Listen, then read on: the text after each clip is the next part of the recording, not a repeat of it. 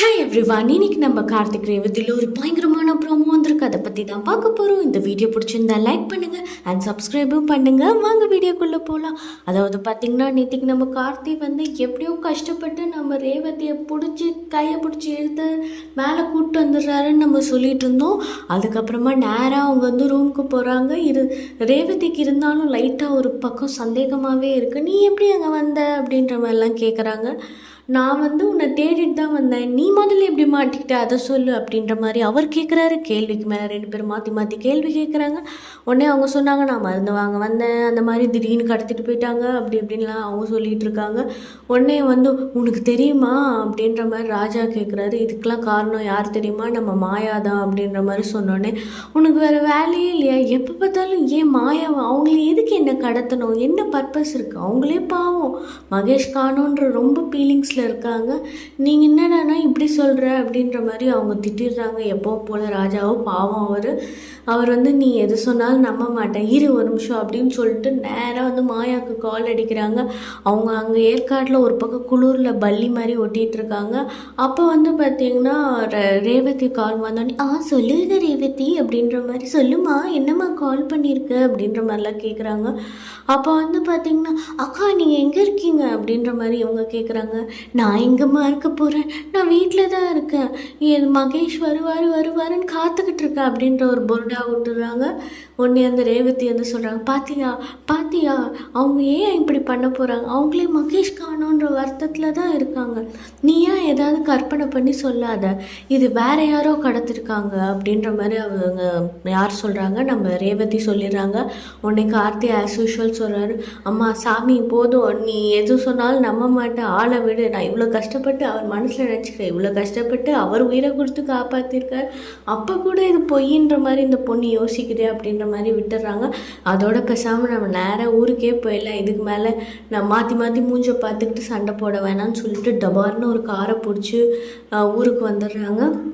ஊருக்கு வந்தோடனே என்ன ஆகிடுது அப்படின்னு பார்த்தீங்கன்னா, எல்லோரும் அப்படியே பயங்கரமாக வரவேற்புக்காக இருக்காங்க. உடனே அப்படியே ஆஸ் யூஷுவல் நம்ம சாமுண்டீஸ்வரி வந்து சேரில் உட்காந்துருக்காங்க, மீது எல்லாருமே வந்து நின்றுட்டு தான் இருக்காங்க பனிஷ்மெண்ட் மாதிரி. அப்போ அவங்க வராங்க. வந்தோடனே வாங்க மாப்பிள்ளை எல்லோரும் வாங்க அப்படின்ற மாதிரி சொல்கிறாங்க. நம்ம ரேவதி குடுன்னு யார் பேச்சும் கேட்காம அவங்க ரூமுக்கு போயிடுறாங்க. நம்ம கார்த்தி மட்டும் உள்ளே வராரு. வந்தோடனே சொல்லுங்கள் மாப்பிள்ளைக்கு எப்படி பிரயாணம்லாம் இருந்தது, எப்படி இருந்தது எல்லாம் அப்படின்ற மாதிரி கேட்குறாங்க. உடனே நம்ம மயிலும் நம்ம ராஜராஜனும் என்ன சொல்கிறாங்கன்னா, அதெல்லாம் என்ன நல்லா ஜாலியாக தான் இருந்திருப்பாங்க, பார்த்தீங்களோ செல்ஃபிலாம் எப்படி இருந்தது அப்படின்ற மாதிரிலாம் சொல்லிகிட்டு இருக்காங்க. உடனே அப்படிலாம் ஒன்றும் இல்லை உங்களுக்கு ஒரு விஷயம் தெரியுமா அப்படின்ற மாதிரி அவர் சொல்கிறாரு. என்ன மாப்பிள்ளை அப்படின்னு கேட்கும்போது, உங்களுக்கு தெரியுமா ரேவதியை மாயா கடத்திட்டான்னு சொல்லிட்டு அந்த பேக் அப்படியே வந்து கக்குறாரு அவர். உடனே செம கோவமாயிடுச்சு சாமுண்டேஸ்வரி. என்னது அங்கே போய் அவன் ஆட்டத்தை காமிச்சிட்டாளா, நான் இப்போ என்ன பண்ணுறேன் பாரு அப்படின்னு சொல்லிட்டு அவங்க வந்து ட்ரிப்பாக்கி எடுக்கிறாங்க. நான் போய் இது பண்ணிட்டு வரேன் அப்படின்ற மாதிரி சொல்லும் போது எல்லோரும் வந்து நோ அக்னி சிறுகை பொங்காத அப்படின்ற மாதிரி சொல்லிட்டு, இல்லை நம்ம பார்த்துக்கலாம், இப்போ நீங்கள் அவசரப்பட்டு எதுவும் இது பண்ணாதீங்க, ஏற்கனவே நம்ம ரேவதி வந்து எதையுமே நம்பலை, இப்போ இது வேறு ஏதாவது பண்ணிட்டீங்கன்னா இது எல்லாமே கூட்டு சதி குழம்பு சதின்னு சொல்ல ஆரம்பிச்சிடுவாங்கன்னு சொல்லிட்டு தடுத்து நிறுத்திடுறாங்க. அதுக்கப்புறமா என்ன நடக்குது அப்படின்னு பார்த்தீங்கன்னா, ரேவதி வந்து ரூமில் போயிட்டு டகான்னு சொல்லிட்டு கால் பண்ணுறாங்க. கால் பண்ணோடனே பார்த்திங்கன்னா அப்படி ஒரு பிளெயின் இப்படி ஒரு பிளெயின் போகிற மாதிரி காட்டுறாங்க. கடைசியில் அது வேறு எதுவுமே இல்லை, ஃபாரின் போல் இருக்குது. அங்கேருந்து ஒரு ஃப்ரெண்டு வந்து நின்று பேசிகிட்டு இருக்காங்க. ஹாய் ரேவதி எப்படி இருக்க அப்படின்ற மாதிரி கேட்குறாங்க.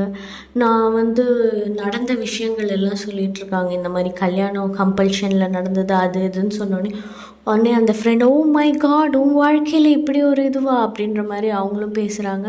இப்போ நான் யாருக்கும் தெரியாமல் ஃபாரினுக்கு வரணும், அதுக்கு ஏதாவது ஒரு ஐடியா சொல்லுன்னு சொல்லிட்டு அவங்க வீசாவுக்கு அப்ளை பண்ண அப்படி இப்படின்னு அறிவுரையெல்லாம் கொடுக்குறாங்க. சரி ஓகே, நான் இன்றைக்கி போயிட்டு வீசா அப்ளிகேஷன் ஃபார்மை ஃபில் பண்ணிட்டு நான் நேராக வந்து உன்னை மீட் பண்ணுற ஃபாரினில் அப்படின்னு இவங்க சொல்கிறாங்க. இதுக்கப்புறம் என்ன நடக்க போகுதுன்றது நம்ம பொறுத்து இருந்து தான் பார்க்கணும். ஆனாலும் இன்னொரு விஷயம் வந்து நடக்க போகுது. அதாவது என்னன்னு பார்த்திங்கன்னா, நம்ம சாமுண்டீஸ்வரி வந்து நம்ம மகேஷை கடத்தி வச்சுருந்தாங்கள்ல, ஸோ அவர் வந்து ரெகுலர் செக்கப்புக்காக போய் பார்க்கலான்னு போகிறாரு. உடனே அங்கே பார்த்திங்கன்னா நம்ம மகேஷ் வந்து சொல்கிறாரு, இந்த மாதிரி ஒய் மேம் ஒய் என்னை இப்போவும் நீங்கள் பிடிச்சி வச்சுருக்கீங்க, இது நியாயமே இல்லை, உங்கள் பொண்ணு தான் ஜாலியாக வாழ்க்கையில் சுற்ற ஆரம்பிச்சிட்டாங்களே, எனக்கு மட்டும் சுதந்திரமே இல்லையா அப்படின்ற மாதிரி அவர் கேட்குறாரு. உடனே அவங்க சொல்கிறாங்க, அவங்க அப்படியே கண்ணாலேயே பார்த்து சுட்டரிக்கிறாங்க. அதுக்கப்புறமா இந்த பக்கம் பார்த்திங்கன்னா நம்மளோட ரேவதி வந்து போனாங்க பார்த்தீங்களா, அப்போ அவங்க வந்து திடீர்னு அந்த வீசா வாங்குறதுக்கு அங்கே ஒரு பகிரங்கமான குண்டு போட்டாங்க. என்னென்னா, உங்களுக்கு தான் கல்யாணம் ஆயிடுச்சு, so you need a marriage certificate ma'am அப்படின்ட்டாங்க. உடனே மேரேஜ் சர்டிஃபிகேட்டா, இது ஒரு கல்யாணமே இல்லை, இதுக்கு மேரேஜ் சர்டிஃபிகேட்டு, ஹஸ்பண்ட் ப்ரூஃப், இதுக்கெலாம் நான் எங்கே போவேன்னு சொல்லி அவங்க ஒரு குழப்பத்தில் இருக்காங்க. ஸோ இதோட இந்த ப்ரோமோ இந்த இது முடியுது. ஸோ இந்த வீடியோ பிடிச்சிருந்தா லைக் பண்ணுங்கள், தயவுசெய்து சப்ஸ்கிரைப் பண்ணுங்கள்.